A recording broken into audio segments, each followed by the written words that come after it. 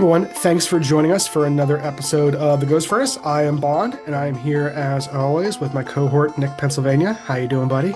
Well, I am fired up. I am energetic. I know you are too, and apparently some of my neighbors are. It is a beautiful It evening. is. It's just, my weather station says it is 74.4 degrees out.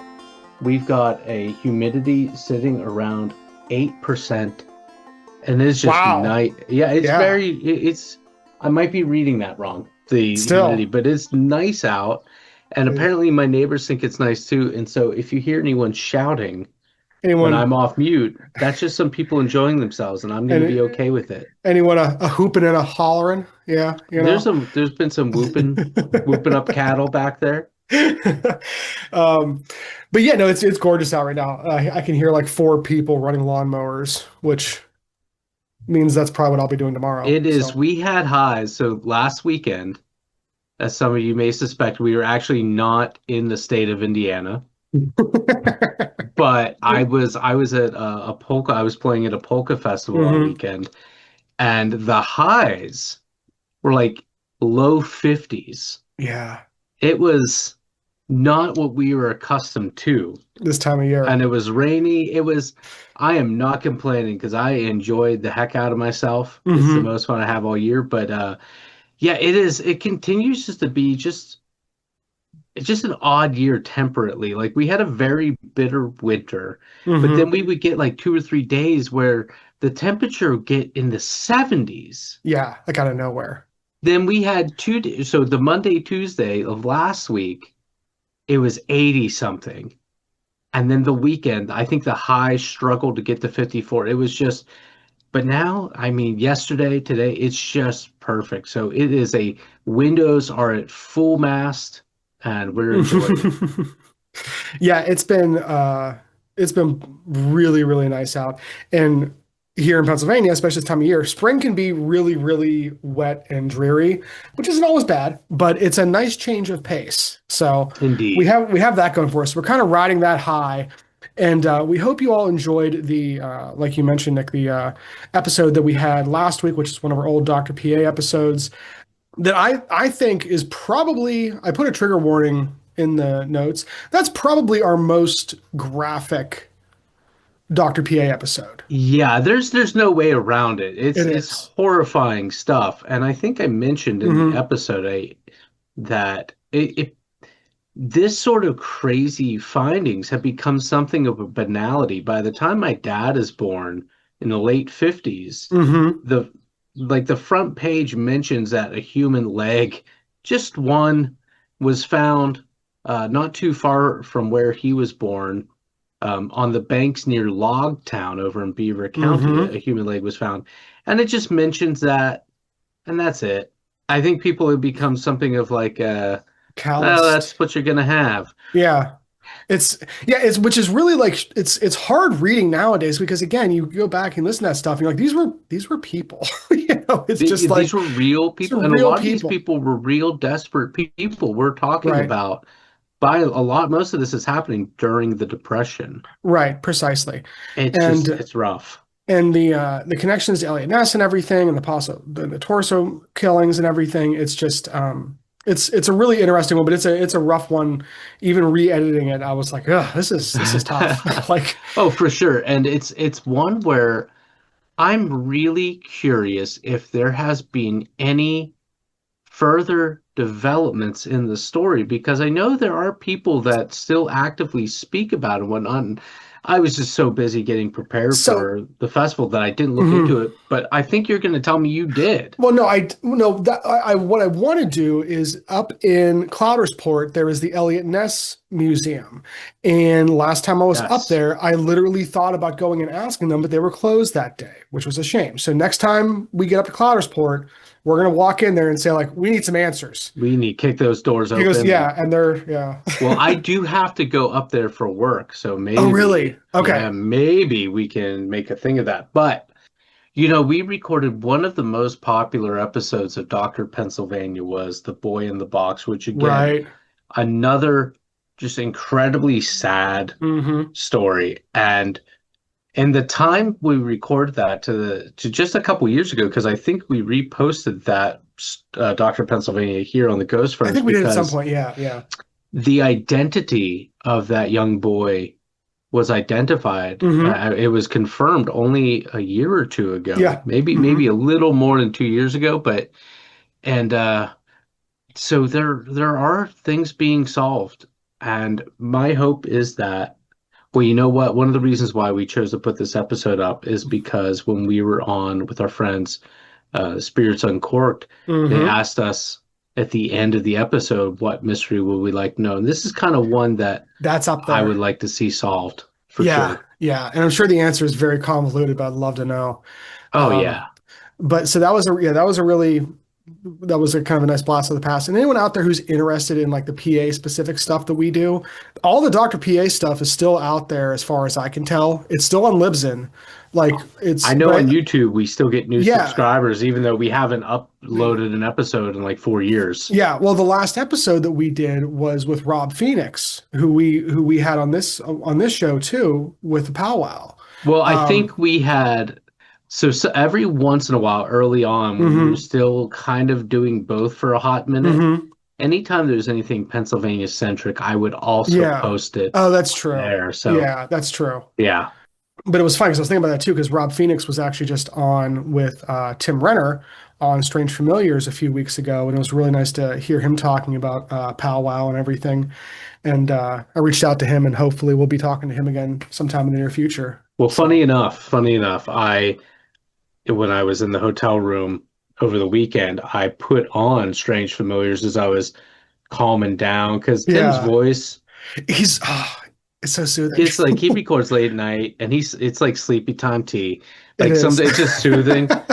And so I fell asleep listening to that, listening to Tim Renner, Hmm. Strange Familiars and everything. I forget who he was talking to, but when I woke up, I was hearing myself talking to me because I woke up and I guess the app I was using decided, like, oh, you're interested in Strange Familiars.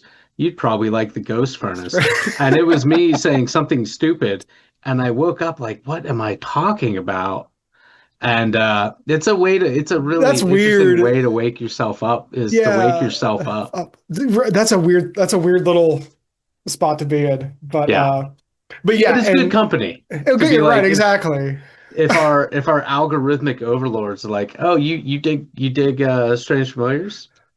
Well, let's see how you like waking up to this. This you Yeah. might like this. And Or they were right. or they just know how much we like listening to ourselves. They're That's like right. they're like, I can hardly go to sleep without hearing my own voice. but the last looking back thing I want to say is we did get a lot of good feedback from our last full new-ish episode, which was our one with Butler Paranormal Investigations. That was such a fun conversation, and I just wanted to thank them all for taking the time of speaking with us again. I have received a few follow-up questions from a few listeners, so we'll be reaching back out to them sometime here in the near future, and either just following up or maybe get some of them back on again. We'll see. I have to say that conversation went a lot differently than I was anticipating. It was that sounds so backhanded, but it's not. I mean that sincerely. I was really kind of surprised by their takes on some things, and I was worried. I almost told you just to fly solo because I thought there are six people in Hmm. this audio format. Right. This could be chaos. It could be. No, and everyone was very controlled and mature, which is strange for us. Yes. So that was the pleasantly surprising part is everyone was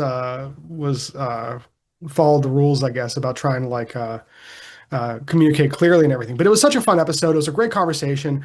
I really enjoyed both talking to them about their past and their approach, and just getting to talk to them. Really, really nice folks. Like 10 out of 10. Hopefully, we'll be working with them again in the future. So 100%.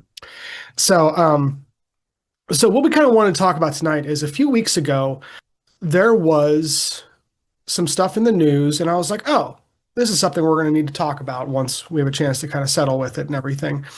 And for those of you that follow the disclosure movement in the UFO or UAP community, depending on your age, there was another kind of trove of evidence, quote unquote, released by the Pentagon earlier this month in relation to kind of like UAP reporting and research. Now, in the past, we have talked about, especially on this show, we have talked about various like citizen science networks, like everything from MUFON and a few other kind of like major ones that we've used for research in the past. MUFON's been around for a long, long time. We've mentioned the different Canadian organizations that have been set up in the last few years, specifically for UAP reporting, aggregation, and standardization, that have been really, really interesting. Like whether you, regardless of your thoughts on UFOs, they seem to be a good example of citizens and the government and scientists kind of coming together to, you know, hopefully make some progress on figuring out kind of what is going on. Now, the US has a very tenuous history with what we call disclosure. And when we say disclosure, what we mean is there are a lot of people out there who are into UFOs that think that the government know, when I say the government, I mean the US government, by the way. The government and its various agencies know basically what UFOs are and that they are certainly of alien or extraterrestrial origin, and they are holding on to this information. And eventually, the government will release this information to the public because it is the right thing to do for both science and society. And this was the latest example, I think, of what I kind of keep calling the guise of disclosure or the problem with disclosure. So, Nick, did you have a chance to actually look at this yet? I almost want to get your live results or live. I I really haven't looked at much. I have been hearing some things. I some commentators that I listen to Yeah. while I'm working have been talking about this periodically. Hmm. I'll say some of the things I think. I know. I feel like this current reinvigoration, that Hmm. is, that's if that's not a word, it's close enough. I'm following the rules of word coinage enough.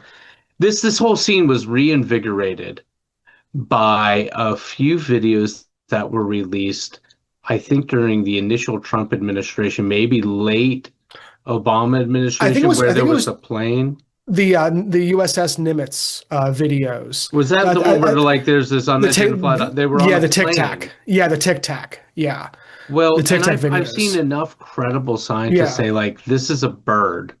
yeah, What they're seeing is a bird because what they're failing to understand is kind of how their movement is influencing how they're interpreting the this. data, Right, yeah, exactly. yeah, And I can be convinced by that. The problem is one, I am not qualified enough to take that information, that video information, and be able to say definitively one way or the other. I could be hmm, persuaded, but what do I think is more likely? I do think it's more likely that some pilots who are, again, much more credible, much more capable of discerning that information than I am, that they were duped by something that could otherwise be easily explained, and that some of the scientists, credible scientists that I saw, hmm, dismissing it or debunking it. Dismissing might be too strong, but hmm, debunking it, the claims that it was some unidentified object. I'm persuaded by that. right, I could be, if somebody has a stronger argument, they could persuade me this way or the other. Because again, I can't look at that. I can't look at the figures and right, then say, this is what it is. I just that's where I'm at. But I feel like with that video and with a couple others that seem to come in rapid succession, hmm. that conversation was reinvigorated. It was, yeah. And what you have since then is you have quite a few congressional hearings basically looking into the different government organizations that do track UAP reports, and we know these do exist. Like the government, and this has happened since the Right. '60s. I mean, these are all just There was Blue extensions of Book. yeah, exactly. These That are was a all very real thing. yeah, like these are real things, and so this current iteration, like I was really excited to look at these earlier because again, a lot of people that I was hearing saying like, oh, there's some really good information in these in this new cache of evidence and everything. And I was like, oh, cool, great, Yeah. And I've always been very skeptical of disclosure, but I remain like hopeful, that like stuff will kind of come out. This something broke in me in this last this last iteration. I could tell by some of the texts I Yeah, was receiving yeah, from you earlier today. yeah. And It's I have my thoughts yeah, and I'll come to them, but talk yeah. to me. And this is these are very much emotional responses from me, so I may retract some of them later. So I invoke my permission to change as I learn new things. But so I've always been very skeptical of the idea of disclosure for a few reasons. And these are things we've talked about in the show many, many times, but just kind of like to aggregate them here together. One is the idea that like we're talking about one thing. This has the guise of science. It's presented as these are data. This is data. These are reports. These are like infallible, and they all are done on the premise, it seems, that these are mechanical things that we're dealing with in the sky. And I think that is the premise is maybe okay sometimes, but I do not think it is overarching. I think there are lots of things, both mechanical, environmental, spiritual, personal, that people are dealing with. I think the idea of saying that everything that people see in the sky is either alien or advanced technology is a very narrow premise. Agreed. It's the equivalent of the person we always make fun of that has never walked into a phone booth that wasn't haunted. Yes. No, Like exactly. those Yeah. are just that's just a deeply unserious look at the world. Well, right. And everyone pretends like, oh, well, this is just the real, like, rational side of things. And I think that guise gets played up with disclosure. So the things with disclosure, again, that I have a kind of big problem with as a concept is that there is a lot of people. Well, let's stay with the government stuff first. One, I think that hypothetically, any government is not going to readily say they don't know something. They don't like to do that as a general Right. rule. Because it starts to dismantle a lot of the illusions of Trust. power. Yes, exactly. Yeah. Like I do think the government probably has lots of data on UAPs and they probably know a lot of things that we don't know. But the idea that they have an answer that they are just kind of protecting, I don't think is necessarily rational because people are not good at keeping secrets. We have learned that time and time again. If there were things at Wright-Patterson Force Base, if there was things at Area 51, we would know, you know. Well, it'd be such a badly kept secret It would because be. these are the two places that I Hmm. mean, if you could say there were, Yes, and there but could have been. certainly if there Yeah, was, it's not there now because right. everybody already suspects that something's Hmm. going on there. Right.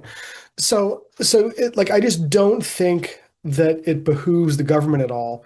And whenever, especially you see the latest iterations, and this is really going the whole back to the Obama administration. So this isn't a new thing or a partisan thing.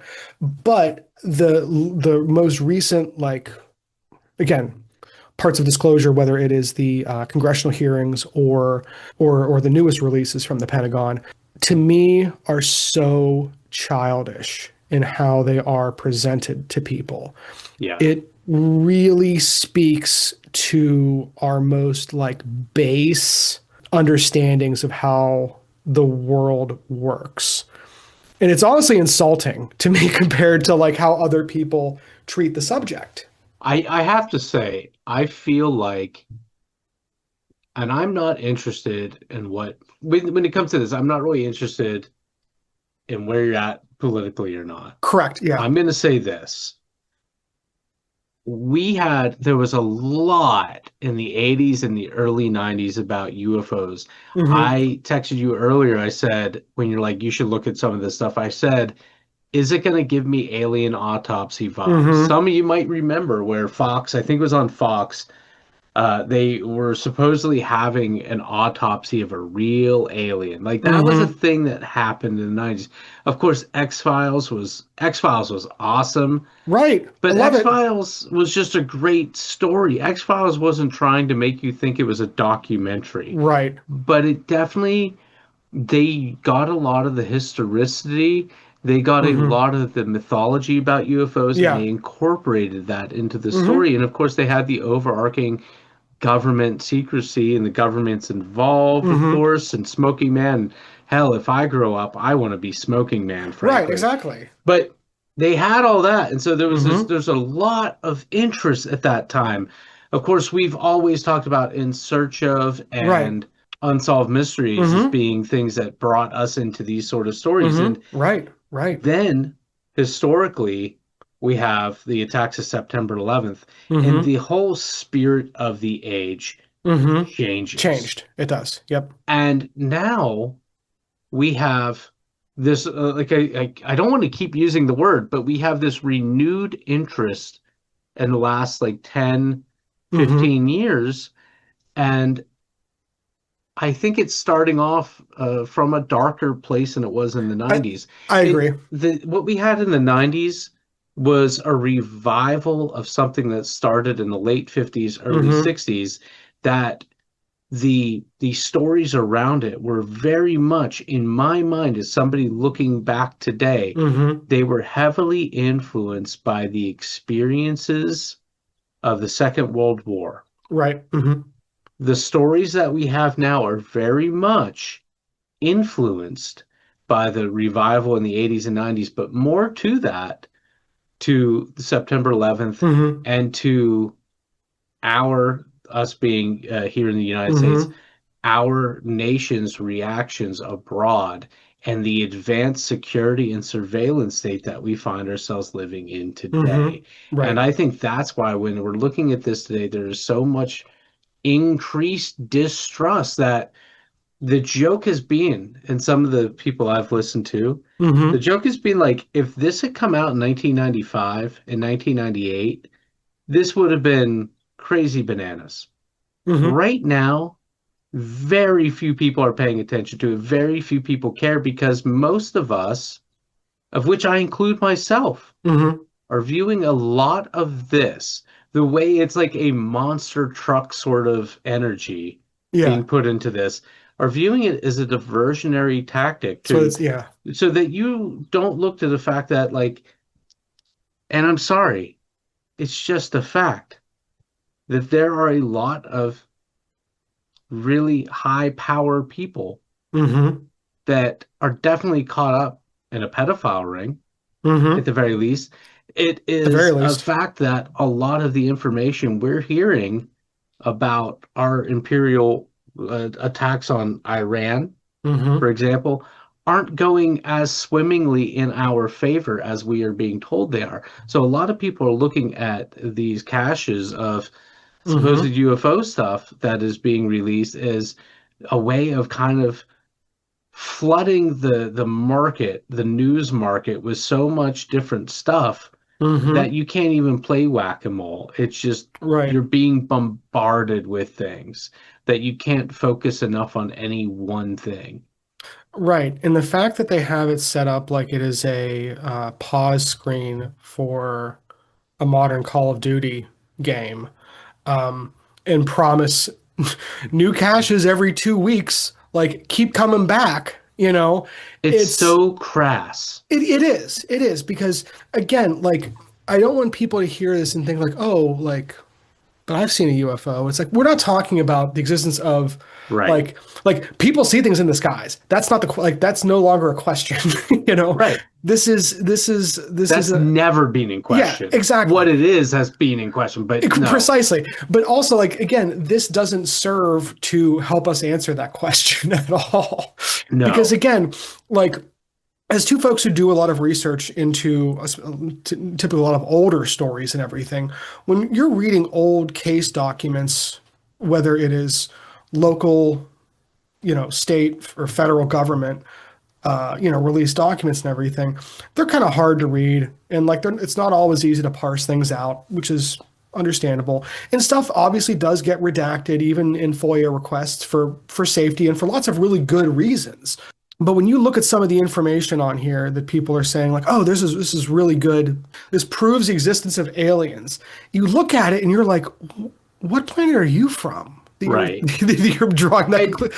and here's Like, the thing about again, it's just like crappy my gun cam footage. It's right. awful. Yeah. If I have any political bedrock, it is always about I am always going to be for persuasion over power, Hmm. persuasion over coercion.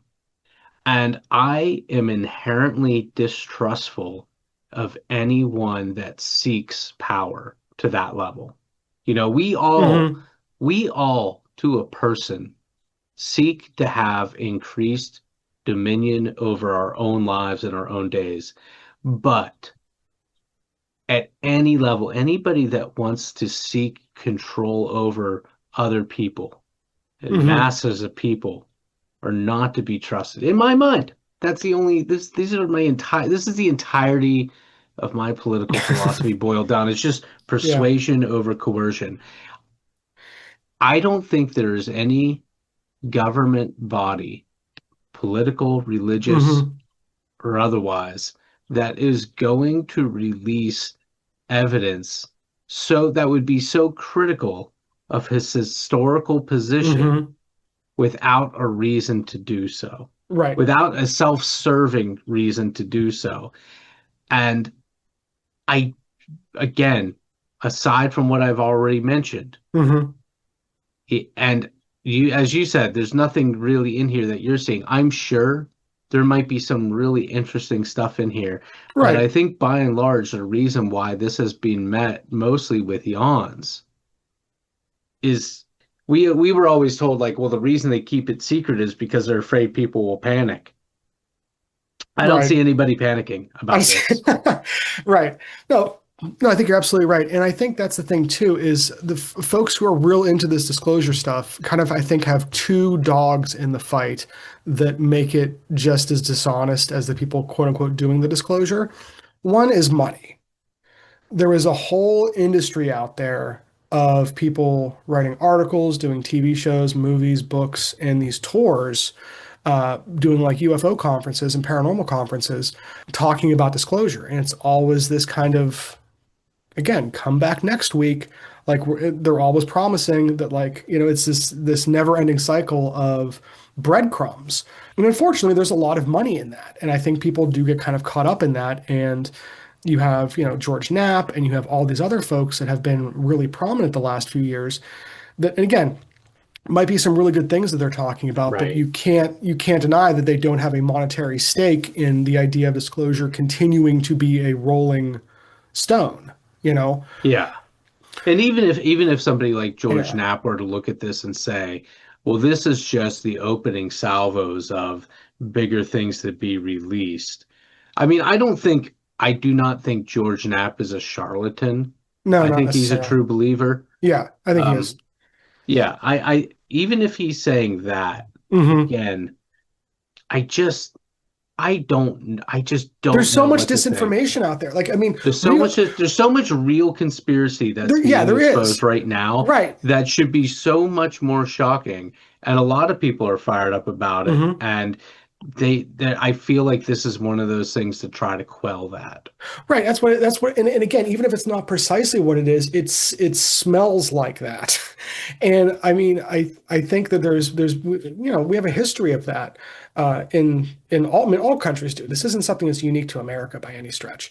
But I think it does a real disservice to, again, the people that are doing really good work and trying their darndest to actually move things along. I think this very much kind of gets in the way. It's someone showing up saying, like, yelling, "I'm helping," for their own benefit, and making things worse. I think in a lot of ways, because I think folks that are really trying to figure out what's going on here, none of these files further any of their goals necessarily. And I think with the idea of disclosure too, is people think, and we get this, we use the term nuts and bolts for people who think these are like again physical craft. In ufology, kind of like how we use flesh and blood in cryptozoology. But it's just I think that there is this premise that has been around probably since the beginning of time, or since people started looking into weird things, that eventually there will be evidence that will come out that people can show to their friends and families that have been naysaying them their whole lives that prove that they are not crazy, that they saw what they saw, that their interest in this stuff has been justified. And I think that people putting all their eggs in the disclosure basket to prove that to themselves and family and friends is not only a sad pursuit, but a fool's errand. I don't think at this point there's going to be any information that comes out that is going to prove to people unanimously across the board that aliens are real, we'll say. I just don't think that evidence exists. I think it's a red herring. I'm honestly I'm just not even sure about anything right now. I mean, that sounds so depressing, Yeah. No, but but yeah, but like how do you trust footage, basically? You know? well, and again, it's just again, I am I'm not trying to get political, but I'm just having a really hard time buying a lot of things that I hear. Hmm. And I think a lot of people are as well. Correct. I Yeah. think the atomization of media Hmm. has really changed the way we look at the world. And I think again, I don't believe in generations as people talk about them. I think Hmm. it's mostly marketing nonsense. But by and large, younger people who be more open to adopt new media and Hmm. who are able to see what's going on around the world. Now, are they getting, I remember taking a class in college and we were looking at Hmm. photos of the Depression and we were looking at the cropped photo and other ways that the photos were edited. And we were writing about how that just cropping a photo can Oh, it adds a influence, lens. Yeah. well, it Hmm. influences your interpretation of the scene. Right. So Hmm. nobody's getting anything without the There person being. behind the camera interpreting it or trying to focus things in one way Hmm. or us interpreting it in some way that fits what we hope to find, whether that be positive or Hmm. negative. But I mean, the bottom line is we have access to so many more perspectives than Hmm. we had That's a even good way of when we putting were it. Yeah. teenagers. Yep. And that's the atomization that I'm talking about. Whereas when you had the big three networks, Hmm. the ability to control information was the ability to have people more unified in an agreement upon what was going on in the world was a lot easier. And Matt Taibbi wrote a book about this, but when Fox News first came out, and this is to their credit, when Fox News first came out, they were pretty middle of the road as far as their reporting went, but they realized, oh, when there were the big three networks, and then when CNN came by and revolutionized everything with a 24-hour news cycle, and we can debate the merits and potential harm that caused, but Hmm. they had to cater so that everybody in the family could sit down and watch the news. Well, they figured out, well, no, we don't need to do that. We can target an audience and then we can focus on what that audience wants and we can find loyalty with that as opposed to trying to appeal to everybody. And Hmm. that was so successful that it became the predominant model that's still used now. Hmm. That was one way in which our interpretation of world events was atomized. Okay. And Hmm. now where everybody is a reporter. This, Yep. I think, started in en masse as far as at least the American and Canadian and Mexican interpretations with the oh my goodness, with the Arab Spring events, and why I can't I would say, remember what all the people protesting outside of like Wall Street, what was that called? you're talking about Occupy Wall Street? Occupy Wall Street. Yeah, Thank you. I could not yeah, remember. yeah. I think that was the beginning of that, Hmm. at least on a bigger scale. And so our views of the world are further atomized. Right now, I don't think that has given people a worse impression about what's really going on in the Hmm. world. Yeah. Because it seems to me that people who are still following last year's model, Hmm. be whether that be like the big three, let's have mass appeal sort of newscasting, or let's target a specific type of person, a specific demographic marketing. I think those people they're not stupid. Some of them are, but they're just regular people. Hmm. But I do think that they're so much more limited in what they are exposed to that it's harder for them to understand why so many people are looking at things like this and going, Well, yeah. I don't believe it because I know for a fact that I've been told this about this event and that's not happening. Like, didn't we just bomb Iranian ships? But I was told 2 weeks ago that we had decimated the Iranian Navy and that they Right. don't even have a navy Yeah, anymore. how It can both be can't be both how things. can we both? Yeah, exactly. Right. Yeah. No, and I think that's true is we've never had access to more information, which one would hope objectively would make us all better at understanding that information and being able to parse it out because we're able Right. to, but it's like drinking from a fire hose and Exactly. the fire hose isn't hooked up to a regular pipe, it's hooked up to a pond. Well, And like we're all Neil getting pond Postman. water. Yeah, Right. exactly. Yeah. Neil Postman Neil Postman was often beating the same drum, whether it be Technopoly, which is a book I Hmm. think is more relevant now than ever, which is a Hmm. cliche phrase, but is nonetheless true. Whether it be Technopoly, whether it be amusing ourselves to death, is that he was writing this in the late 80s and early 90s. We have Hmm. never had more ready access to information.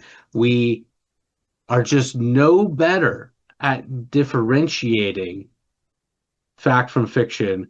We are no better at discerning, well, Hmm. what might be influencing the way this is being broadcast, what might be influencing our Hmm. interpretation than we were 500 years ago. Right. And for example, I have never been more disappointed than that we live in this age of we can have immediate fact checking, Hmm. and yet And yet.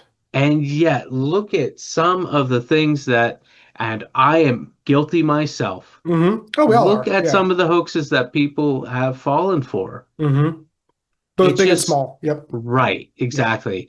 So it's just, I am shaken, and I'm sure most people that have reflected upon this are as well, because we are old enough to have lived in all three of these different media Eras. landscapes. Yeah. So yeah, our reality is changed for it. And just having more information doesn't necessarily mean that your life is richer for it. Hmm. Oh, absolutely.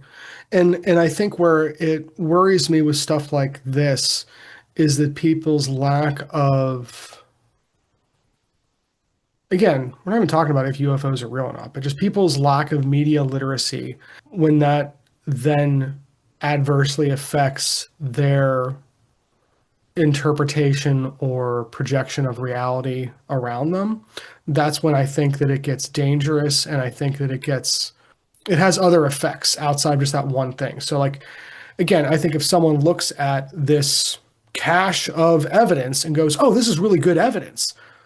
Homeboy, what else do you think is good evidence? If you think this Yeah, is it's and that's the problem is you can have someone who's well-meaning in trying to look for answers and is asking questions, which is a great thing. And I guess like the reason I was so upset when when I looked at this stuff is to me, usually UFO stuff is like fun. Like usually UFO stuff, I'm like, oh heck yeah, like blurry photos of orbs above tree lines, sign me up. totally open to Yeah, interpretation. Let's yeah, play this game. I love it. And then I see this crap, and I'm just like, I don't know. It's like, oh, this isn't fun anymore. It's just, I think the people that are looking at this and saying that mhm. there's a lot of really good information are the people Ugh. that have been earnestly look. I think most people that are Yeah, saying that are people that have earnestly been wanting and believing that there I think you're would be right. revelations Yeah, and they are grabbing whatever they can from this. And right. there might be some really interesting There stuff totally in could there. be. Yeah, one of the one of We the need those people yeah. to be that enthusiastic to do that digging. Do that thing, yeah. And one of the things I reached out to our buddy Tim Grief Carlson, who I don't want to quote him on it because I want him to come on the show at some point and talk about this. But like, yeah, like there are a few people who I reached out to when researching this and being like, am I just being cynical or is this crap? And like again, maybe that's just part of my echo chamber, but I asked some people who are who are definitely true believers in this stuff, and they're like, yeah, it's really underwhelming. Yeah. So I don't feel like this That's is the just general thing yeah, I've heard too. right. Because again, like I hate that there's that meme going around. It's been around for years now, but of like an alien coming down on like the lawn and saying to someone like, "Hey, aren't you like scared or something?" And it's like, the guy with the cigarette saying like, "I don't know, I got a lot going on man, right now, man." That's how I feel people are, Yeah. where it's just like, oh, like more gun We cam footage of Tic Tacs. Like that's not the craziest thing I've seen today, we are being you know? bombarded by Yeah. horrors every Hmm. day. We are living in what like we're like 10 months away from living in a Blade Runner hellscape. Yeah. Yeah, That's like what I feel like. hmm and it's So and it's much is uncertain yeah. that frankly, if aliens landed on the lawn, I would say, oh, finally something tangible that Yeah, I can so yeah. anchor At myself least yeah, to. at least maybe this will bring us together. Right. Like No, it yeah. won't, No, it but wouldn't. But like you but know, yeah, but it's like I like how yeah. you're thinking. Yeah, it's like something. You know me and incessantly optimistic. But yeah, no, it's just so I was really hoping to have a show tonight where we could look at some really blurry photos and argue about what those photos could be. But again, starting to research it, I'm like, I can't even joke about this. Like, I can't even have fun with this anymore. Like, because it's just so indicative of like a lot of problems we're dealing with right now worldwide. So I wish this was a more fun episode, everybody. Sorry about that. Well, do you Uh, want to play a game real quick? I'd love to, God, I'd love to Can play a I game real share my quick. screen real quick? Absolutely. Please do. Okay. All right. Close your eyes. Close your eyes. Change I'm host. gonna. Okay, I'm closing my eyes. Eyes are Okay. closed. Okay. I'll tell you when you can open them. This is Okay. gonna be really, really fun. Oh God. Wow, that is. I don't know if I'm hiding this. All right, open up. What is it? Is that a cat?